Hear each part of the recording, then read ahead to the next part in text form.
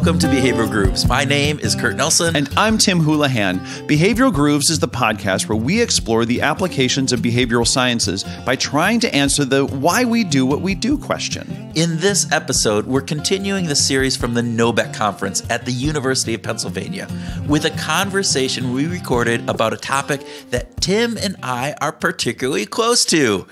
Incentives. Oh, yeah, baby. Oh, yeah. And our guest, Jana Gallus, is an assistant professor of strategy and behavioral decision-making at UCLA's Anderson School of Business.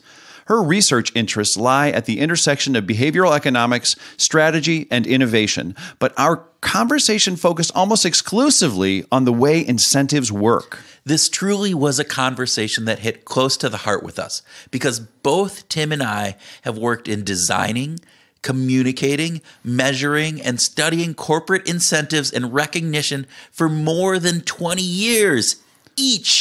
That makes us sound so old. That's because we are old, Tim. But you know what that really means? What? That we are wise. 40 plus years of wise to be exact. But more important than how wise we are is how incentives and recognition are incredibly important to corporations today, and they are used by the most successful companies in the world. The research that Tim and I have done has been with field studies mostly that have demonstrated that incentives can improve the production of salespeople and that recognition can actually increase retention of really great employees. Yeah, Kurt's and my work in this area has also revealed some counterintuitive findings, like how non-financial rewards can be more effective at engaging salespeople than cash rewards. Enough about us. Come on. Yeah, I love talking about us. Back to our discussion with Jana. Definitely. This was a terrific conversation because Jana allowed us to dig deeper into a few aspects of incentives that are rarely covered, namely the 3 dimensions of rewards and the role that precision plays in recognition. So, for those of you who think you've got it all down when it comes to incentives and recognition, be prepared for some new insights. Yes.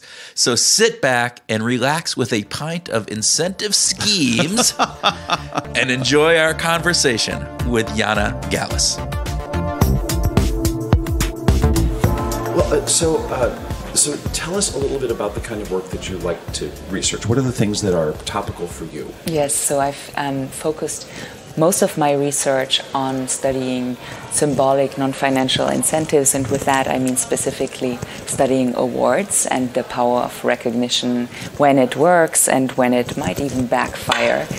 And I usually do so using field experiments, though, where I really randomly assign the treatment in the field to really find out, disentangle cause and effect and really estimate what the effects are of award schemes, different award schemes. And I sometimes also complement that with laboratory experiments to understand a little bit more why awards have the effects that they do have, what are the psychological mechanisms. Can you help our listeners understand what you mean when you say award schemes? Yes. So explain that. Yes. So for instance, awards are a really intriguing topic because we observe them everywhere in the US specifically.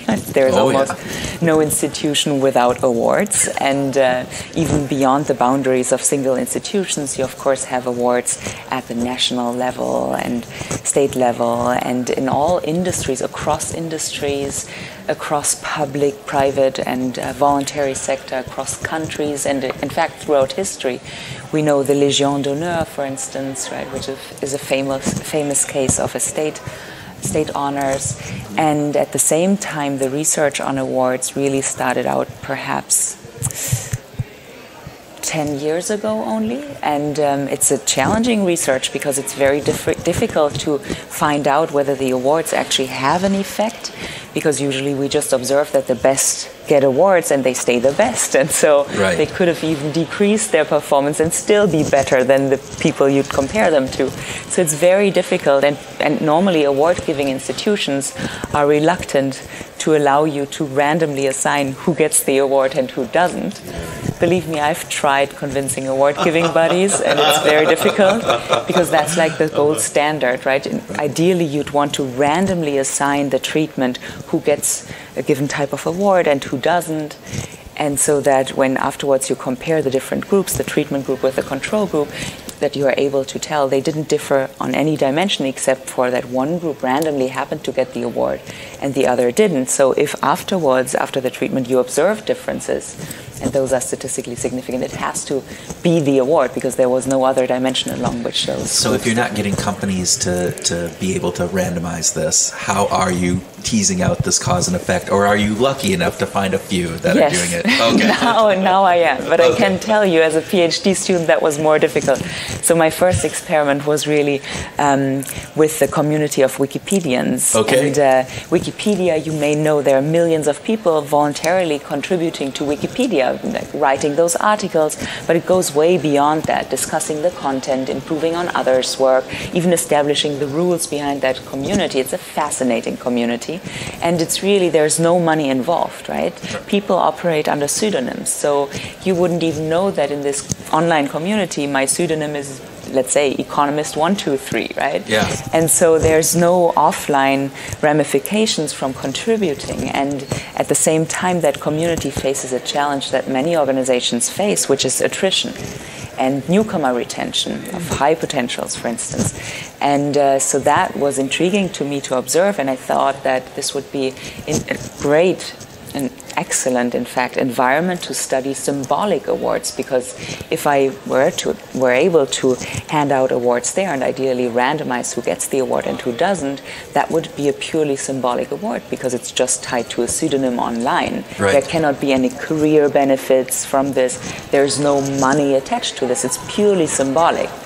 And so then I was lucky enough that the community, in particular the Swiss-speaking community of Wikipedians, they saw promise in this idea because they were having this really pressing problem of newcomer retention.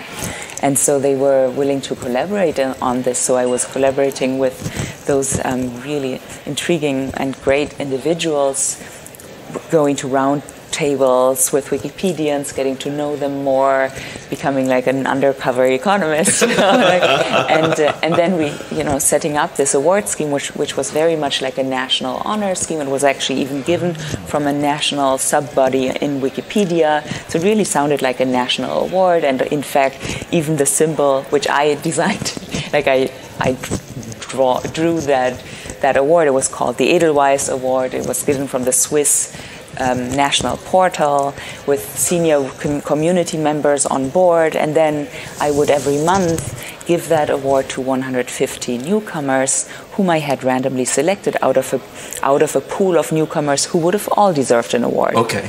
And so then I could, after more than 11 months, I compared the treatment and the control group, who again didn't differ on any dimension. The award was randomly assigned, and I found that the award, this purely symbolic recognition, in fact increased the retention rate by 20%. That's significant. Yes. And there's no money. No money whatsoever. There's not even a plaque or they only get a little digital bug that you drew around Edelweiss. I would want to believe that it looked professional, but it was like a flower, and their pseudonym would be listed. I mean, I really modeled this award on national award schemes, and so those were my examples, and so there was an award webpage on Wikipedia. One of the millions of pages on Wikipedia would be this Edelweiss Award page, and their pseudonym would be listed. But again, not even my real name, right? It would be some pseudonym you chose. Nobody in the world, unless I told them that I was Economist 123, would have any idea that it's me, but it's this component. Exactly. So what's the underlying... So looking at that, have you looked at why that is so impactful for people? What is it about the symbolic award that drives that increased engagement, the increased retention component in there? Yes, so that is a really interesting question, which is it is difficult to untangle, in particular using such a field experiment where I could only have two groups, a treatment and a control group. But I do have some anecdotal evidence also from this Wikipedia experiment, and then going beyond, because that was, as so often, right? You start out with a project, are fascinated by that one question, and then you get an answer to it, but it opens up a host of different questions. All right? new sorts 10 of more questions. here, Yeah, 10 more questions there. exactly. Which is what good research is about, right? Yes, It's not it about is. It answering is all the indeed. questions. It is a great journey to be on. Yes. And but with that data, because the award recipients were able to, in fact, respond to the award on those Wikipedia pages. I would actually even be able. The data on Wikipedia is great, because you can even see communication among editors, right? Which is unheard of in a corporate context where you'd really have to listen in on what people are talking about. And so in this context, I would see newcomers who got the award would go on and thank their mentor for helping them get this Edelweiss award, because otherwise they would have never been able to achieve this. And one of them, I love that quote, said, in that sense, a petal of the Edelweiss belongs to you, because without you, I would have never. Yeah, some people were really, emotions play a big role here, even though it's in a digital environment, but it is a real world environment, right? It is just digital, so it's like future of work. And coming back to your question about the mechanisms behind this effect, there seems to be, on the one hand, but that's, again, something that we have to go and do more research on. On the one hand, what seems to be at play is an increased identification as a community member. Now I am an Edelweiss Award recipient, so you have this label, and I'm a part of this community. So it's an inclusive thing, right? Yes, very much. I'm going to use a term that might just be overused, but is there a certain amount of tribal identity that goes with this possibly? Yeah, so along the lines of identity as being an Wikipedian, as they refer to themselves. A Wikipedian, yes. Okay. So that sounds very tribal identity-like, actually, the Wikipedian. And indeed, that seems to be, on the one hand, can be a mechanism, and another mechanism is potentially, and then I did a lab experiment to follow up on that with a co-author, would be increased confidence as well. And so in the Wikipedia case, I found that indeed even the trajectory of their work, anecdotally, right, this is seems to have shifted also, at least for some, where they had started out doing minor corrections, which is an important contribution to Wikipedia, right? I mean, checking and correcting mistakes that were done on by other authors on articles, but then they would even go on to the next stage, as if you will, which is to contribute an own article to Wikipedia, which is really challenging nowadays, because almost everything already has an entry, and there are people who feel there are different reasons why it's become increasingly challenging to really get a foothold in the community and contributing an article. So is that confidence, and again, I know you probably don't have some of the data on this, but is it around self-efficacy, about their own beliefs of their self-efficacy, or is it just the fact of this confidence gets increased through because of that component? Have you even looked at that? So I do think so. Here they are newcomers, right? And it is difficult to tell how valuable your contribution is to the community. And so now at this critical early stage, where they don't yet have a lot of information about the value that they are also adding, they are getting this social recognition for their valuable contributions. And so that is potentially increases or amplifies their beliefs in their own ability to contribute, and that what they've been doing is actually of value. Have you? That's a great example of a symbolic recognition. But you've also done some work comparing monetary rewards and non-monetary rewards, right? So yes, but that is always a difficult issue, because also already... And why? Why is it so difficult? Yes, so on the one hand, when you run experiments, right, and you start handing out randomly, assigning some to the monetary condition and others to the non-monetary condition. It's trouble. It is difficult, and you want to prevent contamination, right, across conditions. So in this Wikipedia case, it was great because it was this online community and non-recipients were unaware of the award's existence. Now, if you start running experiments within non-virtual organizations in particular, and start assigning monetary incentives to some and non-monetary to others, that is highly challenging. You almost have to take it to the lab.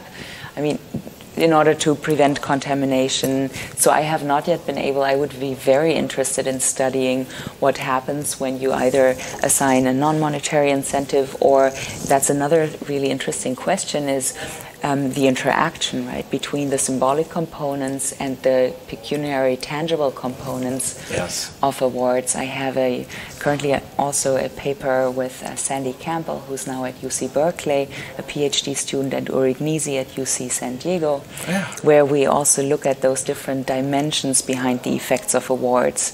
And we basically outline 3 main dimensions, which is the tangibility, the social signals. So here I am receiving this award. I seem to be, a pro-social person or a smart person, and the self-signal as well. Tell us about that. I've seen work on tangibility and the importance of that. What do they call it?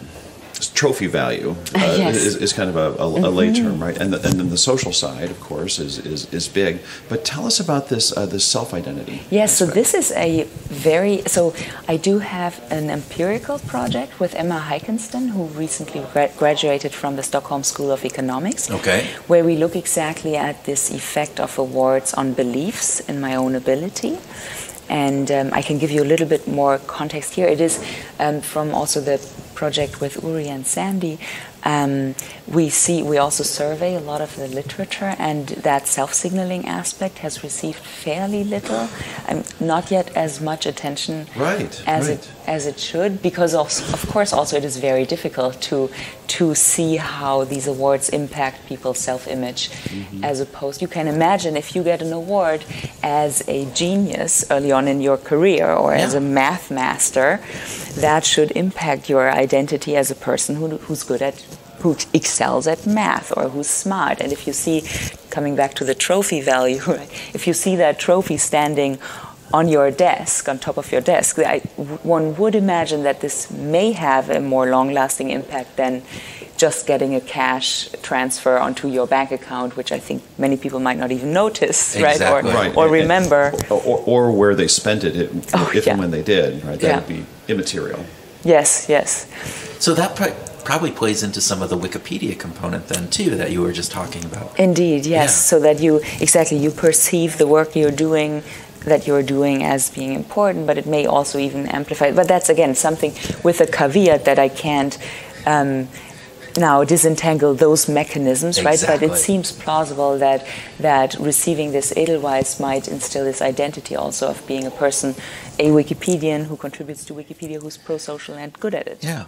So you spoke yesterday at the conference that we're at on a whole different element about schemas and means, and the very difference of interpersonal incentives versus more market components incentives, and I'm messing that up very much here. So help our listeners understand a little bit about what the paper that you were talking about yesterday in the presentation.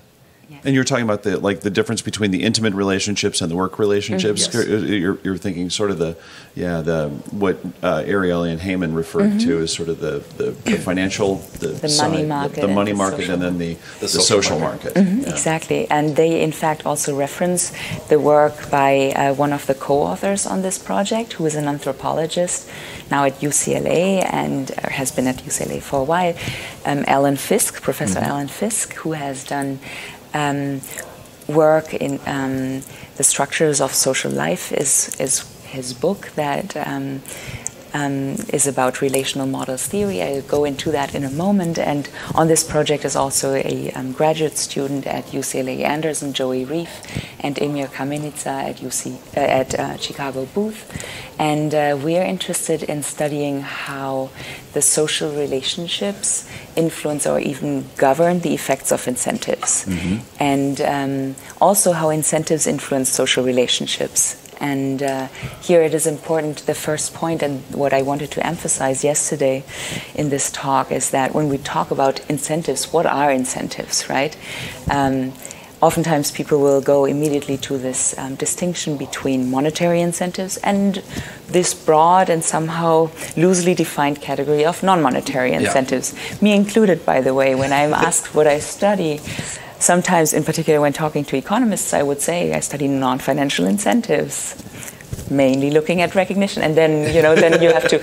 It becomes a little more difficult. So we try to offer a taxonomy of incentives that we're also still working on. Currently working on a theory conceptual paper where when we talk about incentives, they're basically the means, which would be the substance, if you will, what the incentive is. Is it material? Is it a fungible currency, money, nowadays an Amazon gift card? Or is it immaterial, like the recognition that we were talking about at the extremes? There are, of course, many subdimensions here. And then, besides those means, which have received a fair bit of attention, are the schemes, which are, as we argue, at least as important as the means in determining what the effects are of those incentives. And schemes, you can think about whether the incentive is pre-specified, you announce it ex ante, and whether it's made precise exactly what you will get if you do X. If you do X, you will get it's the Y. rule. Exactly. Yeah. Or whether rules. it's actually ex post, an ex post reward that somebody is given after the fact. Discretionary incentive also, right?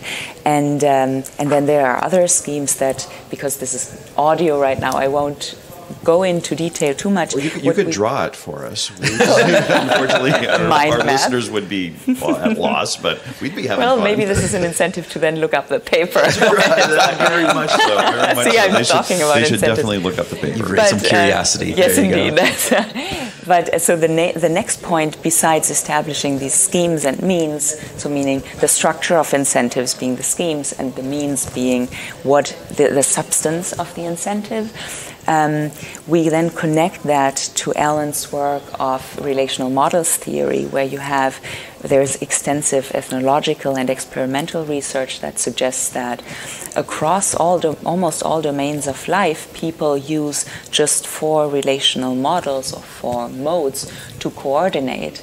And those are, on the one hand, communal sharing, where people would form and build friendships to create unity. Then there is the stark, if you will, contrast would be market pricing, where people exchange goods on a market to achieve proportionality. That is the motive.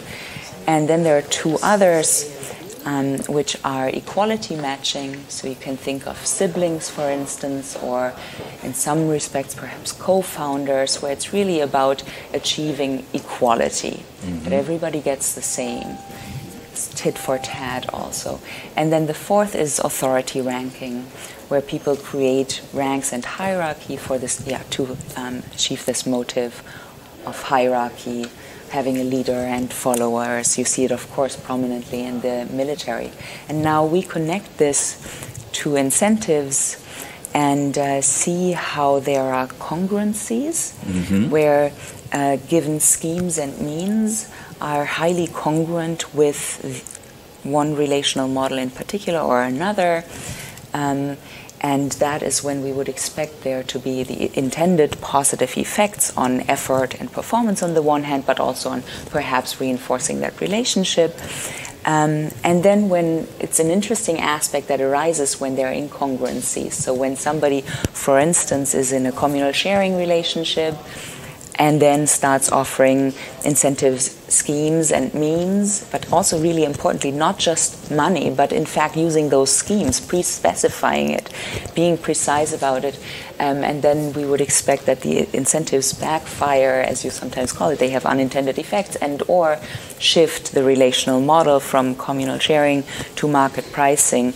And so just a simple thought experiment would be, and also to make that point that it's not just about money, is that, I go to campus and I offer to pay workers $1 per stuffed envelope. totally fine. Market pricing. That seems completely reasonable. Yes. Actually, it's yeah, actually very, very generous, $1 per yes, stuffed that is envelope. true. So, yes, indeed. So, I would be going for that. There you go. Or even 10 cents, right? Exactly. It would be expected, and here it's also about beliefs, right? It's expected. It's a market pricing transaction. Perfectly fine. That's the relationship that you have with those people, right? Indeed. It is expected that Indeed. way. Great. Now, I return home to my home and I offer my husband $1 per stuffed envelope to, let's say, send out my birthday cards, right? Yeah. And that would be unthinkable. That would be crazy. Indeed. So, and even if I offered him $2, it would still be crazy. That may be even crazier. Yes, that's true. So, because it makes it seem more precise. That's another scheme, by the way. So, yes, so there, and then when asked the question why that is, and previously the focus has been on, well, because you cannot use money in intimate relationships. Yeah. But then taking it a step further, it would also be perceived as inappropriate or even provoke outrage on the part of my husband or observers if I returned home and told my husband, well, if you stuff those envelopes, you'll get one piece of candy.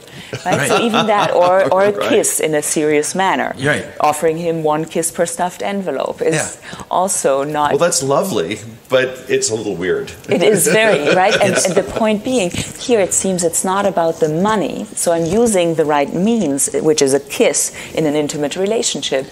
But I use the wrong scheme because I make it, I pre-specify it. I tell him it'll be one kiss per envelope, precisely, or perhaps two, right? This is just a thought experiment. It's a thought experiment, right? That's right. I do also did like you the test humorous... this? You didn't test this at home, did you? Of course. Sample size is an issue here. An N of 1. That's all right. There you go. So, yes, but the point being, again, it's not just about the means. You see that I'm using the right means. I'm using, let's say, a candy or a kiss in an intimate relationship, but I'm using the wrong scheme because I pre-announce it. That's the first, pre-specify it. I make it very precise. I say it'll be one kiss per envelope. And then there are others, actually. I'm using a piece rate, an individual piece rate, and not perhaps a fixed wage. So those are other schemes that we also have in but which we are still refining. That's like a major contribution. So it's really an important issue. So again, to build upon that, right? In a matching scheme that would be congruent, it would be, honey, can you help me with this? He does. He stuffs the envelopes. And because you haven't precisely said afterwards, but you gave him a kiss because it was a thank you in the end, that is a fits the scheme well and works, and it's a thing. Yes. But you also talked about the timing of some of this, right? And so there's a component of the timing that goes into this. Talk a little bit about that. So this is also tying into this second dimension that we have, which is the precision scheme, right? So if I were to do something and immediately I receive a favor in return, or a means in return, right? If immediately I get sometimes even the thanks, right? After specific interactions you may have with a romantic partner, if you immediately receive a thanks, that's kind of for thanks a piece. Yeah, that's a little weird. So it's exactly this precision is not only in terms of the value, saying it'll be $1 per envelope, or one kiss per envelope, one candy per envelope, but also that I'm very precise as to when that will happen, or if the partner in this interaction is doing something and I immediately reciprocate, loosely defined, then that may also be perceived as weird, as transactional, right? Because I gave Tim a gift. Let's be careful. Let's be careful here. I gave you not a kiss. I gave you a gift for a thank you for doing something, and then immediately he gives me a gift back, and it's like now becomes wait. I was just thanking you, but now it becomes like okay, I give you a gift, you have to give me a gift, and there's that transact. It becomes less of that relationship and more of a transactional component. And then you're going, oh, his gift was $5. I only gave him $2. Yeah. And now I feel bad. Now I have to give him, another gift in order. And now it becomes a very strange kind of element to go forward. It is. So that was also this example, which I'm sure many have encountered nowadays, where, you send somebody a gift card, I won't go into the specifics now, right? But immediately you get a gift card back, and even if the value was higher, there's also some really interesting research by Kim et al. 2018 was already published, where they look at Venmo transactions, right? Oh. And so that's exactly because those transactions almost enforce a specific. Gives a degree of precision. So sometimes even if the value is higher, it's perceived as it may antagonize people.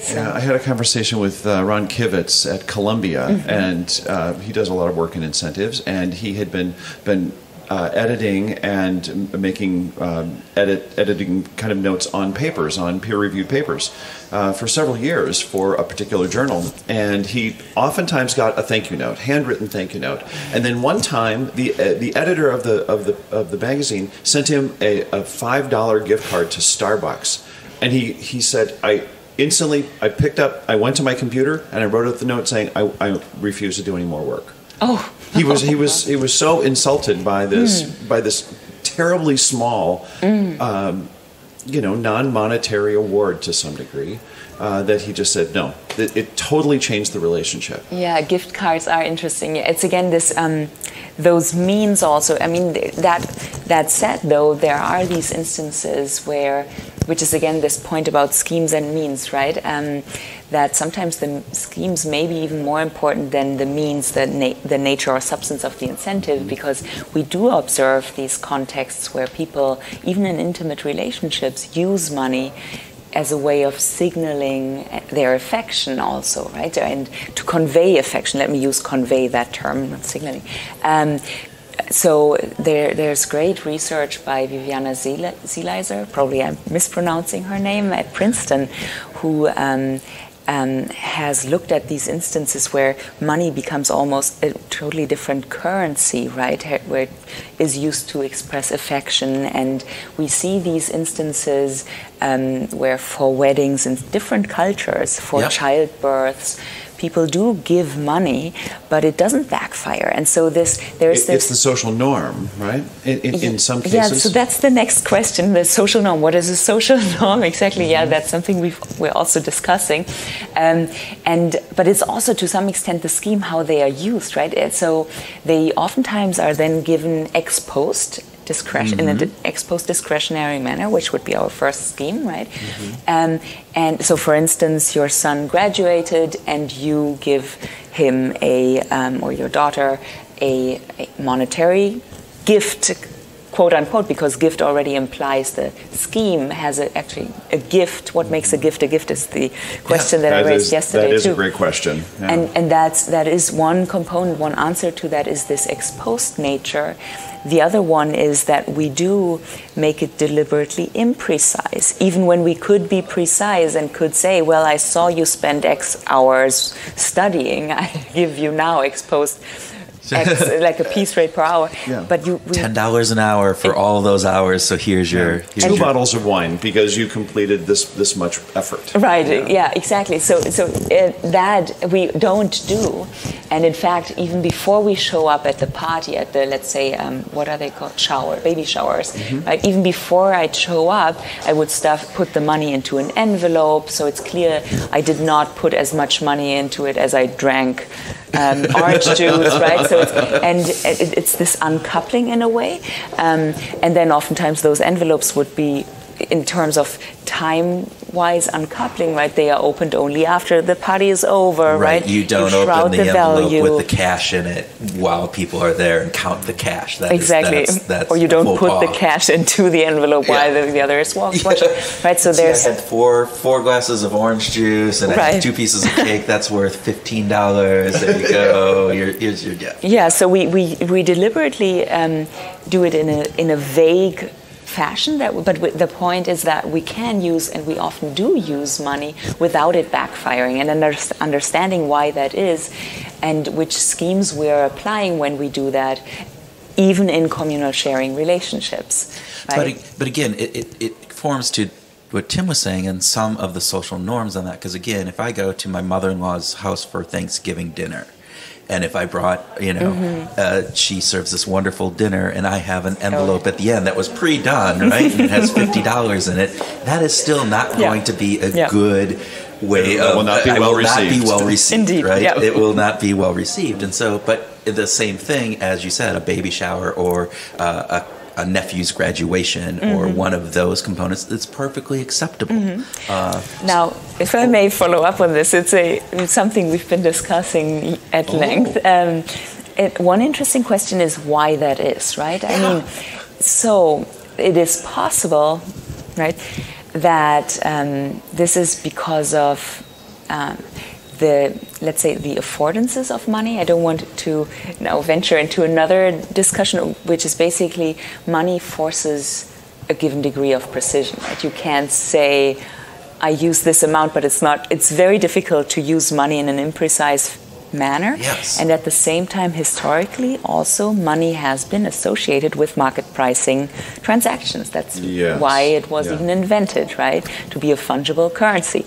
And so this question of why it is that it can be difficult to use that means, monetary means, in these communal sharing transactions is an interesting one that we also intrigued by. That is, because again, you think about that Thanksgiving dinner, I bring over a really nice bottle of wine, and that is perfectly acceptable, right? Even if we don't drink that wine at Thanksgiving dinner, that is much more acceptable than the $6 that you would have spent on the bottle.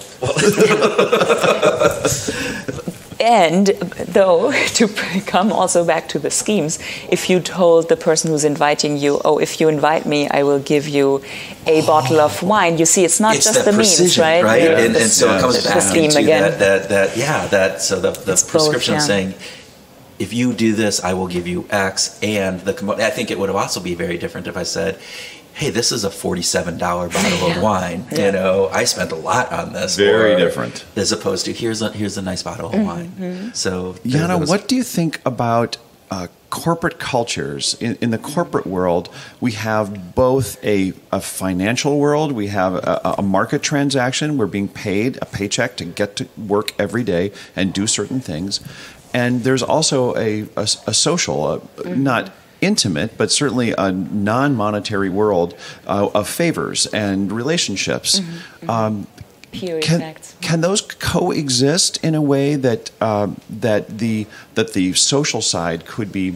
I'm going to use the word exploited. I don't mean it in a negative way, but could that be exploited to use non-monetary rewards and means to say thank you for doing a good job on this, or spending the weekend working on this project. You went above and beyond, and keep that out of the monetary world in a successful way. Yes. So this is exactly coming to my previous research on recognition and interest in long-standing interest in social recognition, which is exactly that in corporate contexts that people, and it's also how those two projects, the schemes and means and the previous work on recognition, come together, that there is some relational motives and motivations why we come to work, right? We like to work with peers and also receive their recognition, social recognition from those peers who can judge our work, right? Who may be experts in their field, and so perhaps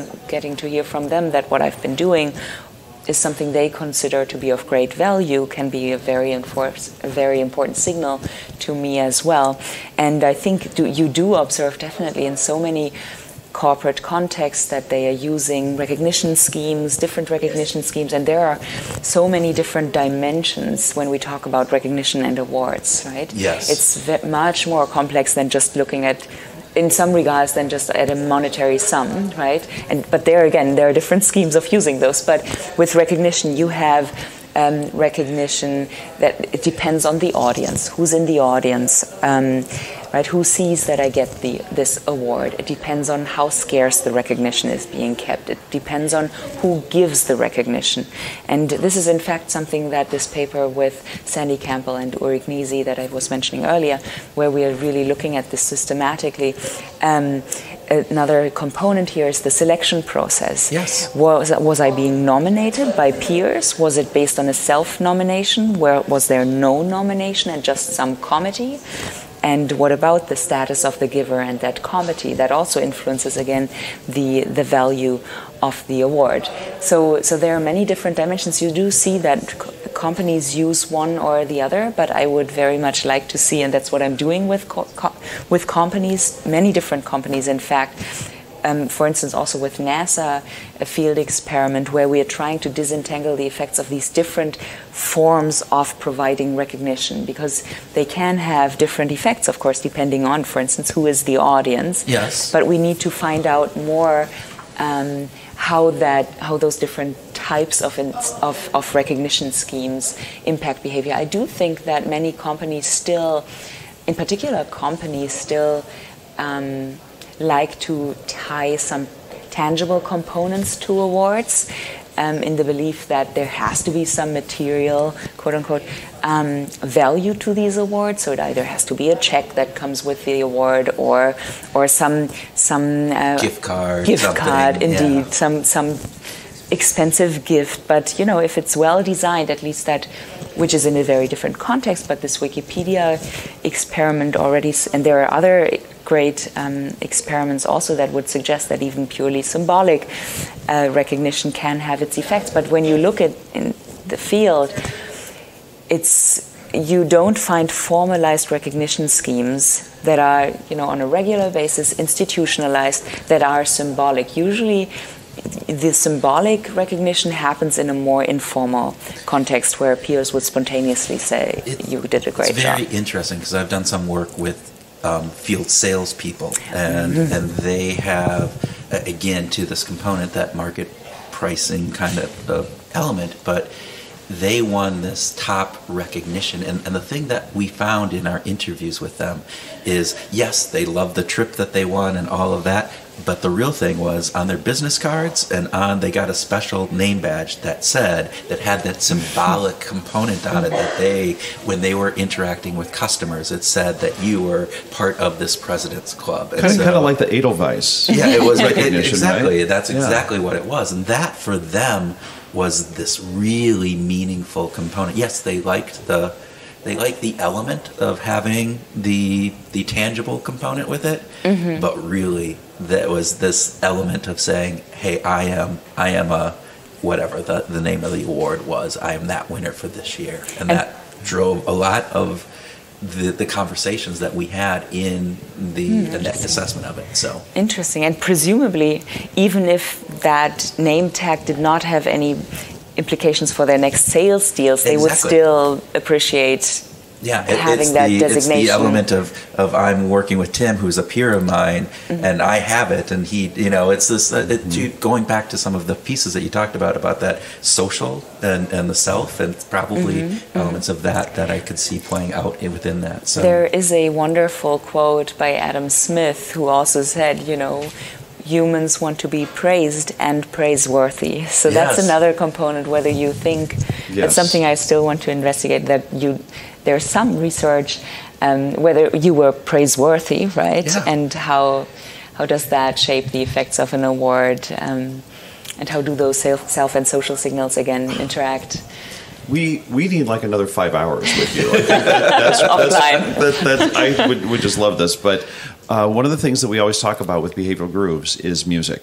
We always like to talk about things that are in your life musically, the kind of instruments that you play, the number of concerts that you've given in the last year or so. No. Oh, no. I was a little busy last year. I was just dreaming about that. But maybe what's on your playlist might be something. And we know that you have children. Yes, I do. And so I'm kind of curious about how have your playlists changed with having triplets around? I seem to be creating problems for the algorithms at Spotify because they're like, wait a second, so we observe that you sometimes listen to classical music, but then randomly all of a sudden you turn on children's music. And Baby Shark? Yeah, and Baby Mozart or whatever. Oh, yes. So I had triplets, in fact, last year. And we had triplets, 2 boys and a girl. The girl is Ada, Nico and Kian are the 2 boys, and I like to joke that was my year in the tails because of all those unlikely events happening. Some others, which that would easily lead into the next 5-day conversation. So I will restrict myself. So that said, I will take that as an excuse for not having given any concerts lately. We'll accept it. With the exception of in front of my children, of course, and we like to dance and sing in front of our children, so that's a nice way of starting the dinner. We are on a very regimented schedule to increase efficiency. And yes, so I did play the piano, but I'm very poor at it, I would say, compared to others, and so I hope that at some point I'll get back to it. I don't have a piano currently at home, so I don't practice. My playlist is an eclectic assemblage of different songs that... so you're a pianist, and you mentioned classical music. Are there any particular classical performers or composers that you love to listen to? Yeah, no underdogs, I'm afraid, that I could now make your listeners curious about. I had my Lang period where I would listen to Lang over and over again, but it varies greatly. Okay. Do you listen to music when you work, or do you need silence? I do like to listen to classical music while I work, yes. So... It's an interesting component. We've asked many of our guests that, and Tim and I have different views on this. So there's some science, there's some neuroscience that has indicated there's some contexts where music is more beneficial than others. Yes. Tell us more about the kind of classical music that you listen to when you're working.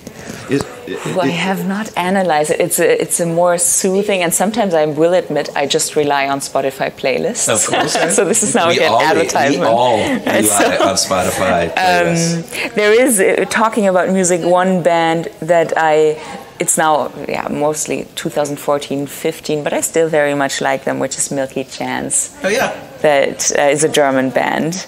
I did not know they were a German band. Yes, so and I'm originally from Germany. That has nothing really to do, but I quite like their music, Stolen Dance, for instance, and so. That's great. Well, Jana, thank you so much. This has been, as Tim said, we could go on for 5 more hours on this, but we'll come back at some other point. In a year or 2, we'll come back and we'll have another. Look forward to that. In touch. That was a pleasure. But thank you so much. Thank you.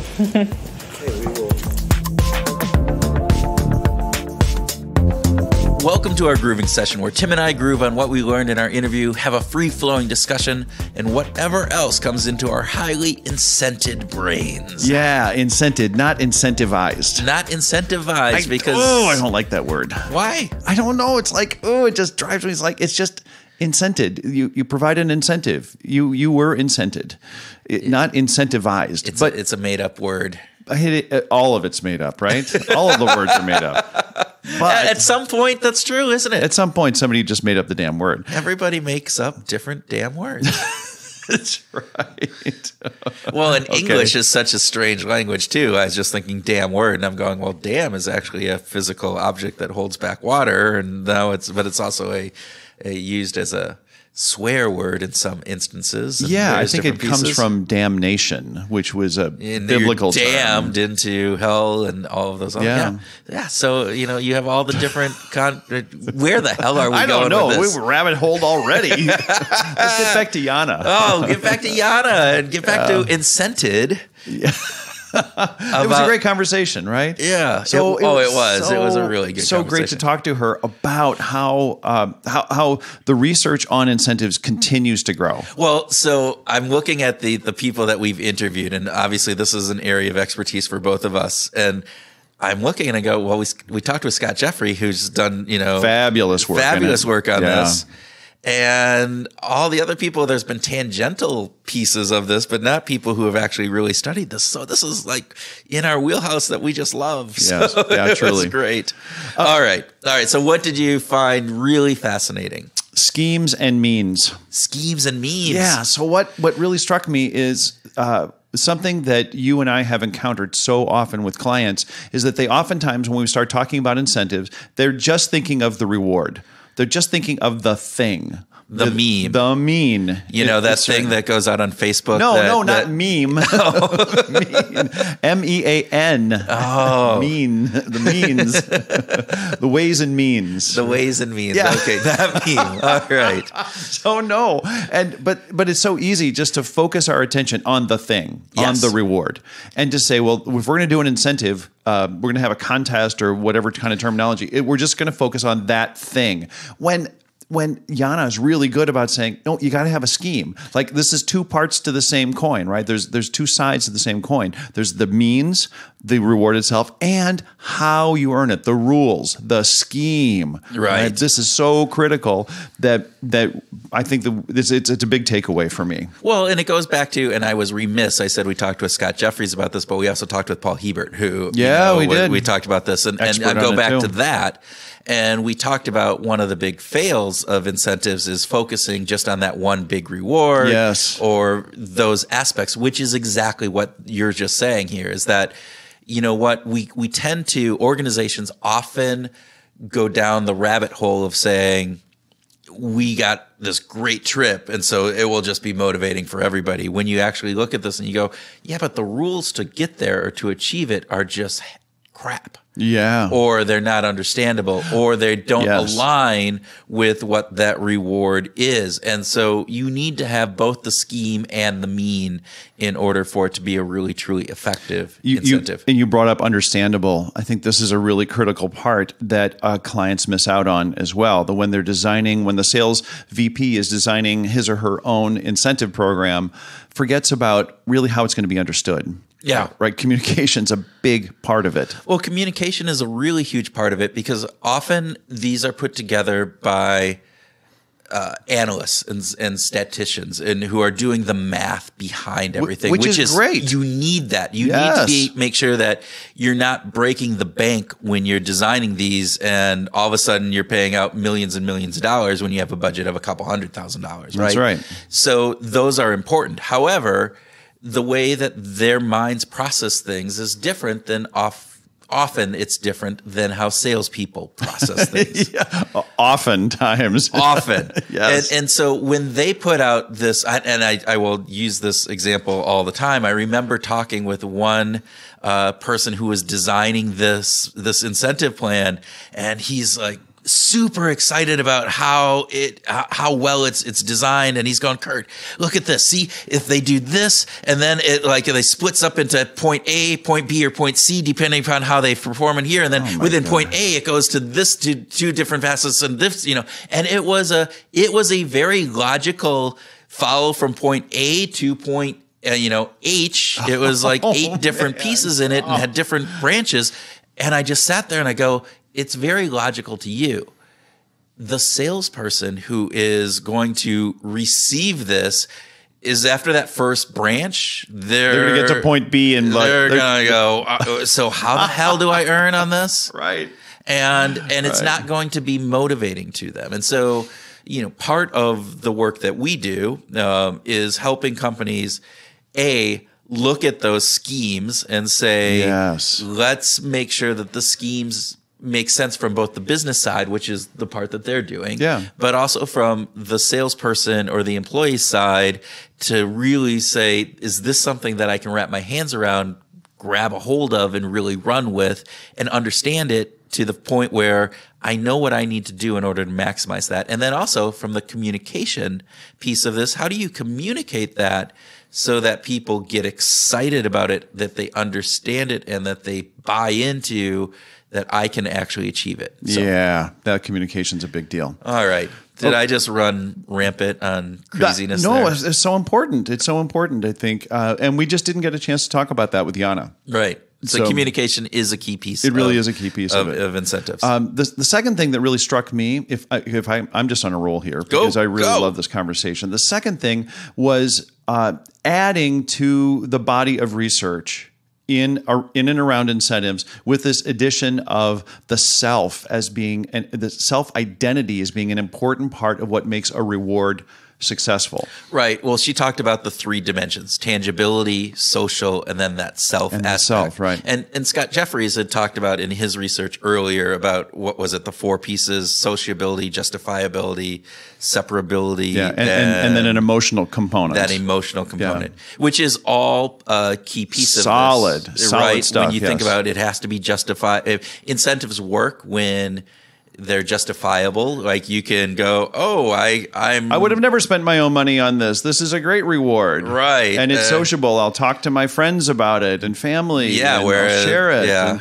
And separate, from a mental accounting perspective, it's not cash. It's not going to be part of my paycheck. It's not in my paying my bills thing. It is something that is going to be hedonic and a luxury for me, something that brings me joy and satisfaction, right? And then which gets that to the emotional side of that hedonic. I want it, like I want it, not just that's nice. So that's been in the research for a number of years, and it's kind of pointed out, and it helps in people when you think about how you're designing these programs.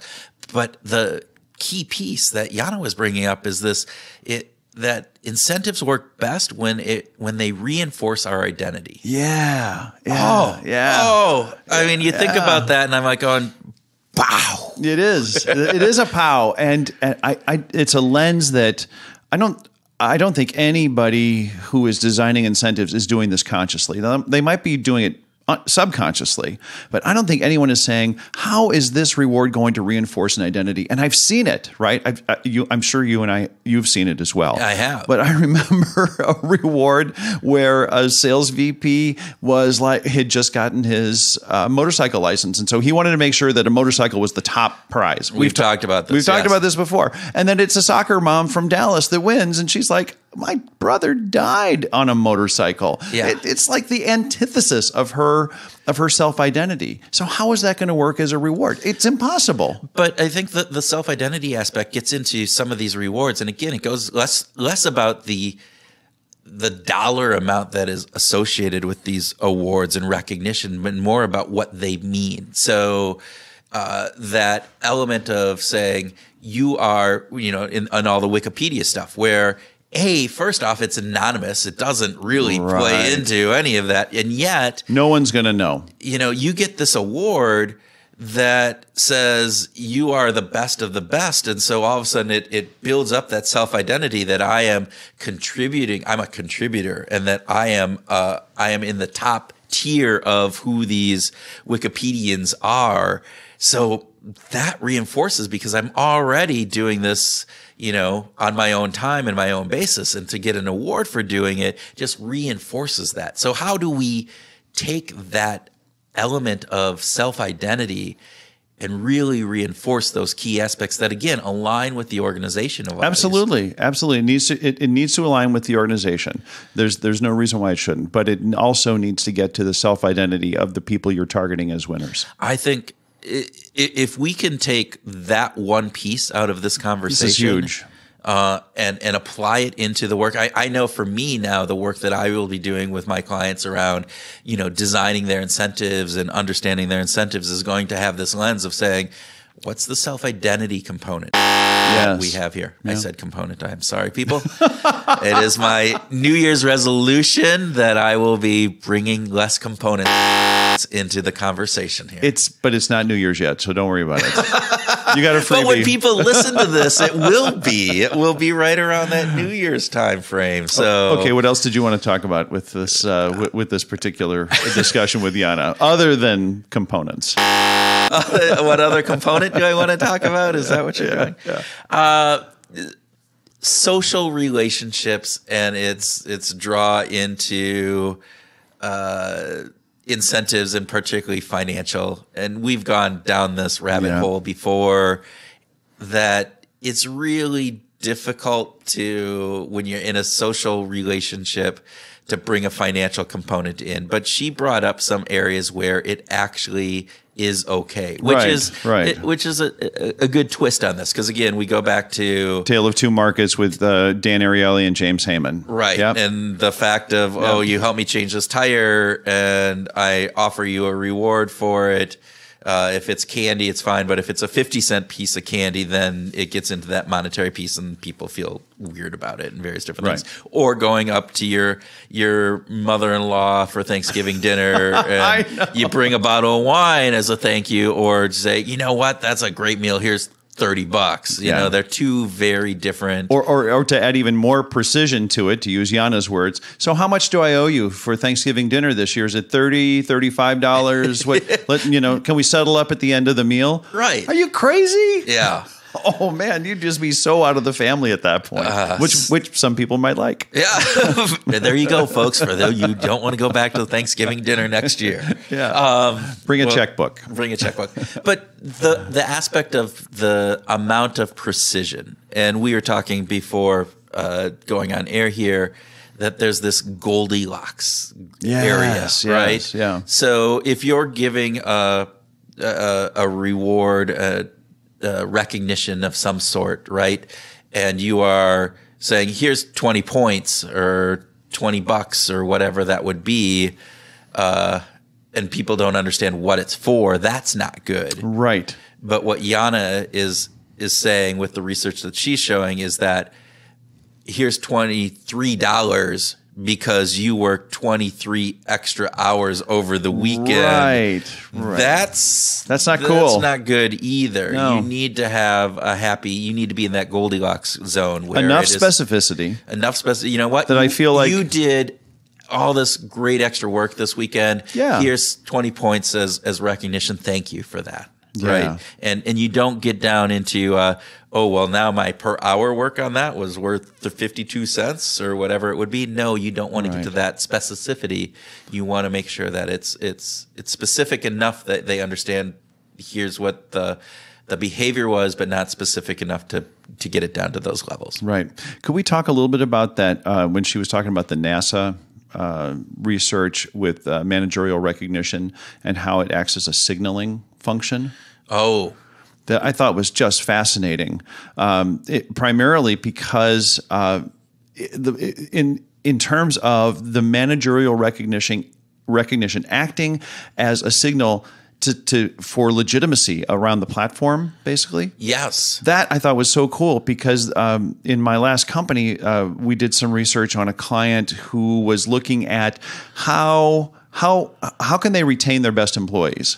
And they found a very high correlation between managers who are effective at using recognition and their retention rates. Well, and Jana, in that research paper, they talk about that recognition from a manager interacts with a worker's proximity to the mission. So, in other words, that by giving that recognition, the worker, the employee, is feeling a tighter connection to the overall mission. Right. And so which means I'm going to be more connected with the company, what the company does. I'm more likely to be connected to my team. And when I have those social relationships, I'm much more likely to stay with the company because I care about those people and what the company does. You think about the 4 Drive model, and it really ties right into that bond component, but also into the define and defend aspect, which is about how do I feel my purpose fits in with the organization's purpose. And the closer that I feel proximity towards the mission, the more that ties in. And that's a harder one to fulfill, isn't it? It is. It's one of the hardest ones to design to fulfill, right? Yeah. So, I mean, it gets fulfilled in a number of different ways, but designing interactions to fulfill that from a strategic perspective is always one of the more challenging aspects. And so this brings some really interesting thoughts around that for me, is like, how do we get ensure that managers are recognizing appropriately and recognizing to bring legitimacy around that mission and into the individual's work. So Jana also talked about how her musical listening has changed quite a bit. This is a really simple little segue into the music discussion. It is. Yeah. But I was wondering, when your kids were little, how much did your musical listening change? Oh, really interesting. Or did it at all? Were you still like pumping The Cure at the kids when they were a year old? I did a lot of that. I do have to say, one of my favorite memories is jamming to really loud AFI, which is a progressive kind of almost heavier metal band. They have some softer sounds. Not a lot. They're pretty intense. They do, but jamming that up in my bedroom and my daughter dancing to AFI in the bedroom, and it was fantastic when she was 3 or 4 years old.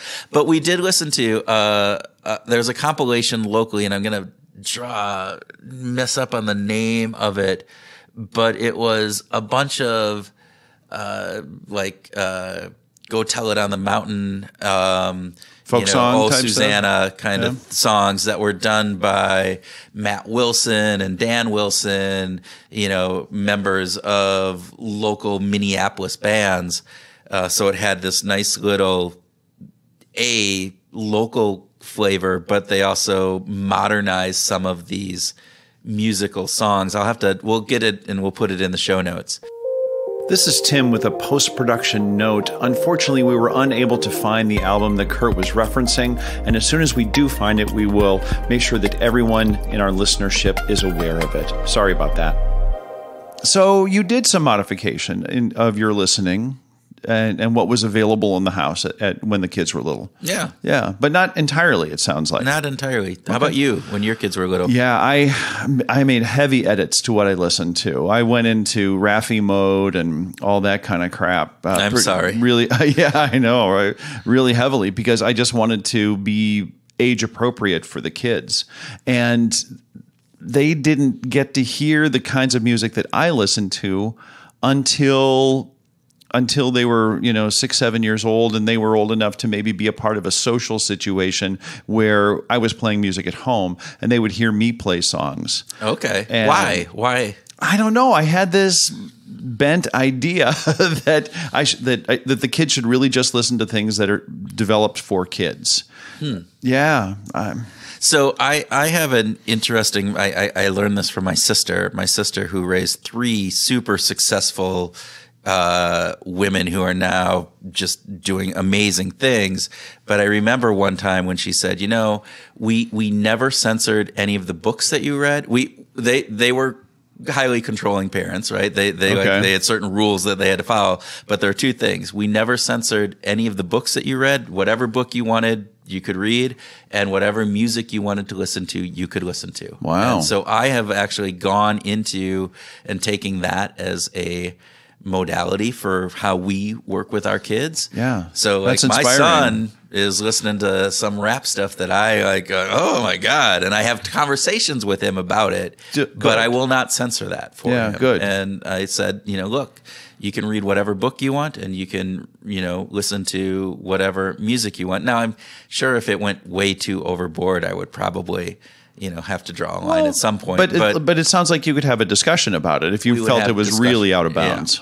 Yeah, that's cool. But I think that it provides a sense of autonomy for them, and I think they really appreciate it. So. Yeah. Way to go, Dad. All right. Yeah. Sorry about that. So thanks for listening, folks. Thank you for tuning in to another episode. And as always, if you could take a minute to give us a rating, to write us a review, it makes a world of difference in Apple's rating algorithms. So we get listened to, but exposed to more people based on the number of ratings and the quality of the ratings that we get. So please help us out there if you would. All right. And make sure you stay tuned for our bonus track. Hey Groovers, this is Kurt with your bonus track and groove idea for the week. Jana took us down a path very familiar to Tim and me with a discussion about incentives. We have both worked extensively with sales and non-sales incentives in corporations around the world, and we found Jana's research to be spot on with our own research and with the best published papers on incentives. Here's a quick summary of the key points we discussed. First, incentives work if they are done right. Companies can and should use them to increase motivation and performance of their employees, but there are a couple of things to keep in mind before you go rolling out an incentive plan, and that leads to the second key issue she shared. To have a proper incentive, Jana talked about two important things: schemes and means. In other words, an incentive must be designed with a good scheme, or as we talk about it, good rules. The scheme outlines how to participate in the incentive and what you have to do if you want to earn a reward. Good rules appeal to the largest part of the population you're trying to influence, and they need to be easy to understand and to measure, and they need to be communicated effectively. The second part is the means, or the reward itself. There needs to be a reward associated with the rules that is right-sized for the amount of effort it will take to earn it, and it needs to have a proper fit within the culture of the organization. Offering a free trip to Hawaii to someone who just shows up to work on time every day this week, probably out of whack with that. So is offering a $10 gift card for a salesperson who has increased their business by $1 million this past year. Rewards matter a lot, and Jana got us thinking about the best way to use them. The third thing Jana talked about was how non-monetary rewards can be so effective because of three key dimensions. First, non-monetary rewards are tangible, and we get to experience them in the real world. Money, on the other hand, isn't really real. It sits in a bank, and we use it as a transaction to get the real things. Second, rewards are social, and they signal to friends, family, and colleagues that the recipient of the reward is a winner. Third, a non-monetary reward reflects back on our self-identity. For instance, a reward that is a trip to a luxurious beach resort reinforces an identity as a successful person. All three of these together make the non-monetary rewards very effective at motivating behavior. Okay, here's your groove idea for the week. Take a moment to think about the most impactful incentive or recognition that you have ever received. All right, take that moment. What was it?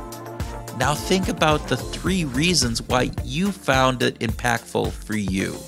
And if you can, write those down. We would love to hear about those, so let us know what happens. We'd love to hear what you thought about. Reach out to us on Twitter, email, LinkedIn, any other social media way that you can connect with us. And we would very much appreciate you sharing your thoughts about our podcast in the form of a review or a 5-star rating. Apple and other services use the number of good reviews in their algorithm to decide which podcast to present to people when they're browsing. We'd like to spread the word, and we hope you can help us. So until the next time, take care and thank you.